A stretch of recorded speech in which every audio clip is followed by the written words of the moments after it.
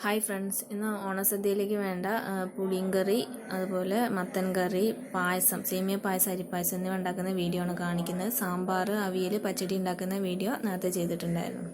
ഇപ്പോൾ പുളിയിഞ്ചി തയ്യാറാക്കാൻ വേണ്ടി ഇഞ്ചിയും പച്ചമുളകും ഏകദേശം ഒരേ അളവിലെടുക്കുക. അതിലേക്ക് ഉലുവ, ജീരകം, കടുക് ഇത് മൂന്നും ഒരേ അളവിലാണ് എടുക്കേണ്ടത്. പിന്നെ കുറച്ച് അരി കൂടെ എടുക്കണം. അരി കുറച്ചും കൂടെ കൂടുതലായിട്ട് എടുക്കണം. ഇത് മൂന്നും ഒന്ന് വറുത്തെടുക്കണം. അപ്പോൾ ആദ്യം അരി ഒന്ന് വറുത്തതിന് ശേഷം കുറച്ചായി വരുമ്പോൾ അതിലേക്ക് മറ്റുള്ളതെല്ലാം കൂടെ ചേർത്ത് ഒന്ന് പൊട്ടിച്ചെടുക്കാം. എന്നിട്ട് അത് മിക്സിയുടെ ഒരു ഡ്രൈ ആയിട്ടുള്ള ജാർ എടുത്തിട്ട് അതിലിട്ട് നന്നായിട്ട് പൊടിച്ചെടുക്കാം. എന്നിട്ട് ഈ പൊടി നമ്മൾ വേറൊരു പാത്രത്തിലേക്ക് മാറ്റിയതിന് ശേഷം അതിൽ തന്നെ ഈ പച്ചമുളകും ഇഞ്ചിയും ഇട്ടൊന്ന് ചതച്ചെടുക്കാം.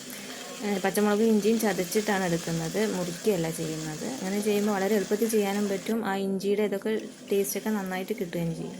പിന്നെ ഒരു പാത്രത്തിൽ കടുക് പൊട്ടിച്ചതിന് ശേഷം നമ്മൾ ഈ ഇഞ്ചിയും പച്ചമുളകും ചതച്ചത് ചേർക്കുക. അതിലേക്ക് കുറച്ച് പുളി വെള്ളത്തിലിട്ട് വെച്ചത്, അതിൻ്റെ വെള്ളം, പുളി പിഴിഞ്ഞെടുക്കുന്ന വെള്ളമാണ് ചേർക്കുന്നത്. അതും കൂടെ ചേർത്ത് ഒന്ന് തിളച്ച് വരുമ്പോൾ അതിലേക്ക് 1/4 സ്പൂണ് മഞ്ഞൾ, അതുപോലെ 1/2 സ്പൂണ് മല്ലിപ്പൊടി, 1/4 സ്പൂണ് ഉപ്പ് ഇതും ചേർത്ത് നന്നായിട്ട് ഇളക്കുക.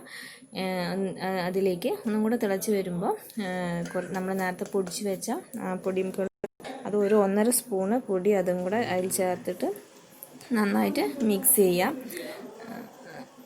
നന്നായിട്ട് മിക്സ് ചെയ്ത് ഒന്ന് തിളപ്പിച്ച് കുറുക്കിയെടുക്കണം. അതിലേക്ക് ഒരു 1.5 സ്പൂണോളം ശർക്കര, അത് പൊടിച്ച ശർക്കര 1.5 സ്പൂണോളം ചേർത്തിട്ട് ഇളക്കി കൊടുക്കും. കുറച്ച് നേരം കൂടെ തിളച്ച് വരുമ്പോൾ ഒന്നുകൂടെ കുറുകി കിട്ടും. അങ്ങനെ പുളിയിഞ്ചി റെഡിയായി. അടുത്തത് മത്തൻ കറിയാണ്. മത്തൻ കറി തയ്യാറാക്കാൻ വേണ്ടി ആദ്യം പയർ വെള്ളത്തിലിട്ട് വെച്ചിട്ടുണ്ടായിരുന്നു. അതാദ്യം കുറച്ച് ഉപ്പ് ചേർത്ത് ഒന്ന് വേവിച്ചെടുക്കാം. ഒരു 3 വിസിലടിച്ചിട്ടുണ്ടെങ്കിൽ വെന്ത് കിട്ടും. അതിലേക്ക് മത്തൻ ചേർത്ത് കൊടുക്കുക. പിന്നെ അതിൽ മത്തൻ ചേർക്കുമ്പോൾ അതിൽ കുറച്ച് മഞ്ഞളും കൂടെ ചേർത്ത് ഒന്ന് വേവിച്ചെടുക്കാം. എന്നിട്ട് അതിലേക്ക് ചേർക്കാൻ വേണ്ടിയിട്ട് തേങ്ങ അരച്ചെടുക്കണം. അതിന് തേങ്ങയും ജീരകവും പച്ചമുളകും കൂടെ അരച്ചത് ആണ് ചേർത്ത് കൊടുക്കുന്നത്. അത് ചേർത്തതിന് ശേഷം ഒന്നും കൂടെ കത്തിച്ച് നന്നായിട്ട് തിളപ്പിച്ചെടുക്കാം. എന്നിട്ട് കുറച്ച് കറിവേപ്പിലയും കൂടെ ഇട്ട് തീ ഓഫ് ചെയ്യണം. ഇനി ഇതിലേക്ക് ഒന്ന് കടുക് വറുത്ത് ചേർത്ത് കൊടുക്കണം. കുറച്ച് വെളിച്ചെണ്ണയിൽ കടുകും കറിവേപ്പിൻ്റെ ഇലയും കൂടെ ഒന്ന് വറുത്തിട്ട് അതും കൂടെ ചേർത്ത് കൊടുക്കാം. മത്തൻ കറി റെഡിയായി.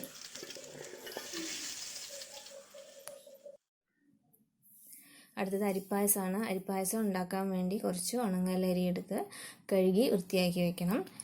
പിന്നെ അതിലേക്ക് ഒരു 4 തേങ്ങയുടെ പാലാണ് എടുക്കുന്നത്. തേങ്ങ ചിരകി മിക്സിയിൽ നന്നായിട്ട് അടിച്ചിട്ട് 1-ാം പാലും 2-ാം പാലും 3-ാം പാലും ആയിട്ട് വേറെയാക്കി എടുക്കണം. അങ്ങനെ 3 പാലും വേർതിരിച്ചെടുത്തതിന് ശേഷം ഈ ഒരു പാത്രത്തിൽ കുറച്ച് വെള്ളം ചൂടാക്കാൻ വയ്ക്കുക.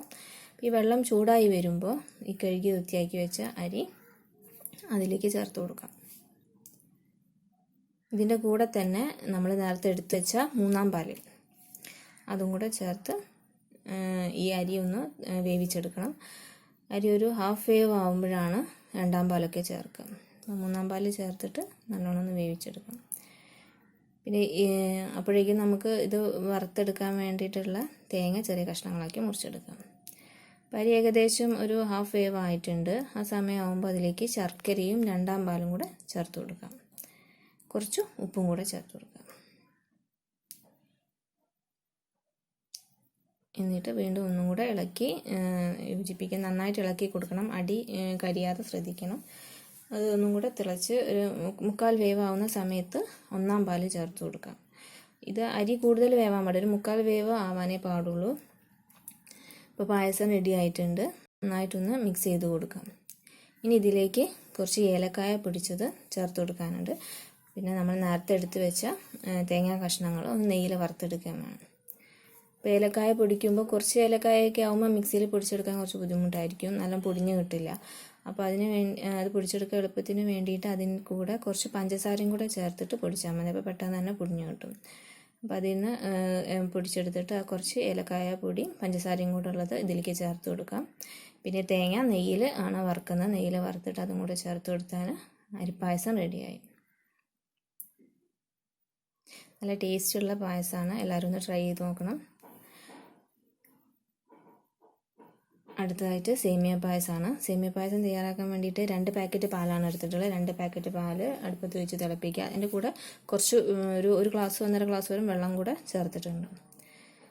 അത് തിളച്ച് വരുമ്പോൾ സേമിയ വറുത്ത് വെച്ച സേമിയ, നെയ്യിൽ വറുത്ത് വെച്ച സേമിയാണ്, അതും കൂടെ ചേർത്ത് കൊടുക്കാം. സേമിയ പായസം തയ്യാറാക്കുമ്പോൾ സേമിയ വറുത്തിട്ട് ഇടുമ്പോഴാണ് കൂടുതൽ ആ പായസത്തിന് ടേസ്റ്റ് കിട്ടുക. എന്നിട്ട് നന്നായിട്ട് വേവിക്കുക.